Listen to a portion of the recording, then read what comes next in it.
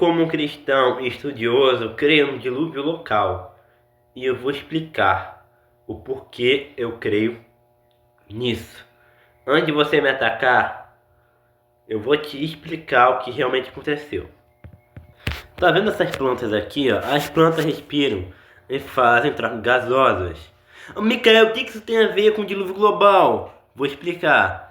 Elas fazem troca gasosa O2 e CO2 por estomatos nas folhas e por difusão de oxigênio nas raízes.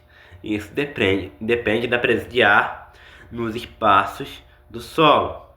Se tudo fosse alagado, olha aqui, ó. Se o mundo todo fosse submerso debaixo d'água, se o mundo todo fosse submerso, primeiro, o solo ficaria anóxico, sem oxigênio. As raízes morreriam por asfixia radicular. Sem luz, a fotossíntese iria parar. Enfim, a decomposição anaeróbica consumiria ainda mais o pouco oxigênio dissolvido. Algumas plantas, como o arroz, ó, olha aqui, ó, arroz semente. Algumas plantas, como o arroz, conseguiriam se adaptar por algum tempo, porque tem adaptações anatômicas chamadas aerenquimas, que permitem o transporte interno de gases, mas essas sobrevivem a alagamentos durante um tempo, por rasos e temporários, não no oceano global, tá? Enfim, um dilúvio que cobrisse toda a Terra, em poucos dias toda a flora terrestre iria aparecer. Só sementes muito resistentes e talvez algumas algas e bactérias fotossintéticas marinhas conseguiriam sobreviver. E tem outro problema, tá? Pode parecer meio absurdo, olha aqui, ó. Aqui, eu vou explicar um negócio aqui muito interessante.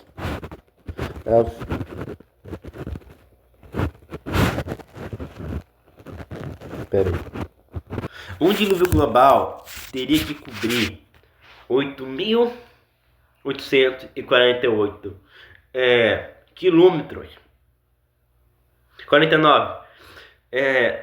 8.849 quilômetros de água, de coluna de água que iria ter que subir, tá? Você tem que ter muita água subindo até essa altura. Isso iria cobrir o mundo todo. Ok, cara, a crosta terrestre iria quebrar. Ela não iria suportar tanto peso assim. Não tem como, tá? Não tem como. A crosta iria quebrar, se espatifar, tá? E tipo, e quem iria sofrer também são, as baleias. Por quê? Baleia é um mamífero pulmonar. Elas precisam subir periodicamente à superfície né, para respirar ar atmosférico, tá? O ar fluido atmosférico. Ela precisa subir até a superfície para respirar. Se você tivesse 8.000 quilômetros 8.000 quilômetros de água cobrindo tudo, 8.000 quilômetros de água cobrindo até o Everest, seria 9 quilômetros de coluna de água acima do nível atual do mar. A pressão hidrostática aumenta em 1 atm a cada 10 metros de profundidade. Então, a 9 km de distância, a pressão seria de 900 atm, algo incompatível com qualquer vida marinha, seja mamífero, inclusive baleias. Enfim, e mesmo se ela conseguisse subir a coluna de água, né, porque a superfície iria estar mais alta, mesmo se ela conseguisse subir, o ar lá em cima seria tão rarefeito, o Everest é 1/3 do nível do mar atual, né, na nova suposta superfície que subiria. As águas seriam muito frias e densas, com uma estratificação térmica e salina impossível para sustentar a cadeia estratigráfica normal. Em resumo, as baleias morreriam também, não por afogamento, mas por compressão, falta de oxigênio e colapso ecológico completo. Enfim, um dilúvio global, como descrito em mitos, não é biologicamente e nem fisicamente viável, tá?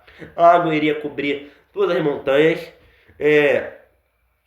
e iria esmagar a crosta terrestre, mas tem um problema. Nem se você descongelasse todas as calotas polares do mundo, teria água o suficiente. Calotas, calotas, calotas.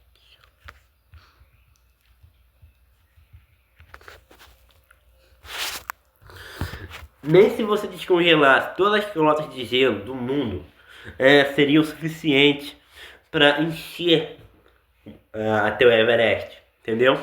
Seria impossível. Nem se você enchesse tudo, não ia ter como. Enfim, nenhum ecossistema iria se recuperar disso, tá? Apenas micro-organismos anaeróbicos, algumas bactérias termofilas, formas de vida que poderiam se refugiar em bolhas de ar ou altitude intermediária temporária, entendeu? Mas não tem como, cara, não tem como. Então, a crosta terrestre é fina e rígida. A crosta oceânica tem de 5 a 10 km e a crosta continental tem de 30 a 70 km. Ela flutua sobre o manto terrestre, que é quente e parcialmente plástico, com uma massa viscosa.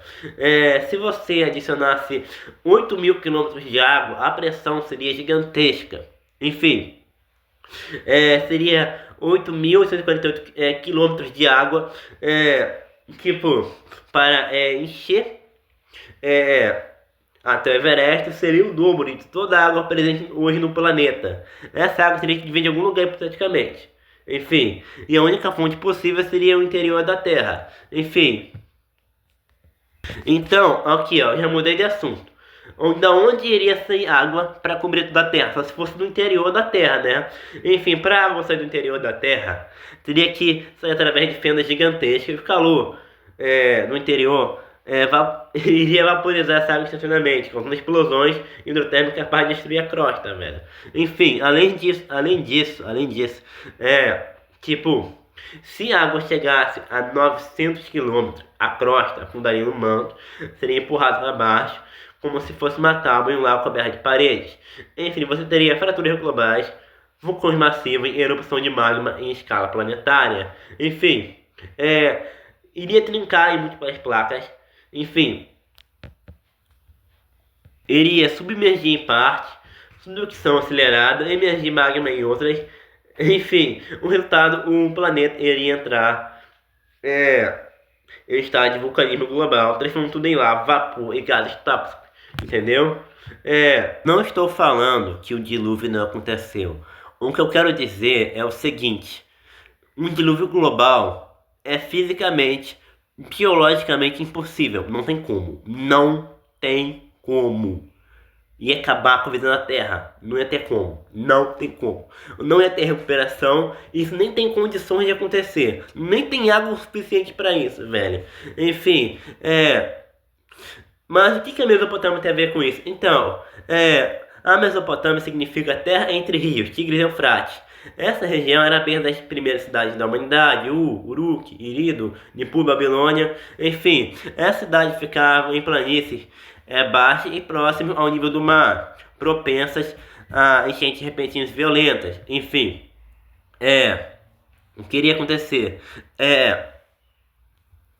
Chuvas e derretimento de neve nas montanhas da Turquia e do Irã geravam ondas gigantes de água, terreno plano, onde quando os rios transbordavam, a água se espalhava por centenas de quilômetros, parecendo o mar, além de montanhas próximas. Quando os rios Tigres e Eufrates enchiam, o que acontecia, pessoal?